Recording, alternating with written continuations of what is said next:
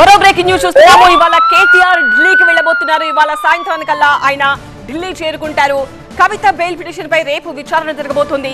కవిత bail కోసం ఇప్పటికే న్యాయ నిపుణులతో కేటీఆర్ సంప్రదింపులు జరిపారు. మూడు వారాల క్రితం ఢిల్లీ వెళ్లారు కేటీఆర్, హరీష్. మళ్లీ వాళ్ళు వెళ్తున్నారు.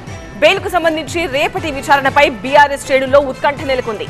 కవిత ఈ మధ్య స్వల్ప అస్వస్థతకు గురయ్యారు. ఢిల్లీ ఎయిమ్స్ లో వైద్య పరీక్షలు నిర్వహించారు. ఢిల్లీ లిక్కర్ స్కామ్ కేసులో కవితను మార్చి 15న హైదరాబాద్ లోని ఆమె నివాసంలో ఈడీ అధికారులు అరెస్ట్ చేశారు. 5 నెలలుగా ఆమె తిహార్ జైల్లోనే ఉన్నారు. సిబిఐ ఈడీ కేసుల్లో తనకు బెయిల్ ఇవ్వాలని కోరుతూ కవిత ఢిల్లీ హైకోర్టును ఆశ్రయించారు. జూలై 1న విచారణ చేపట్టిన కోర్టు బెయిల్ ఇచ్చేందుకు నిరాకరించింది. దాన్ని సవాల్ చేస్తూ కవిత సుప్రీంకోర్టును ఆశ్రయించారు.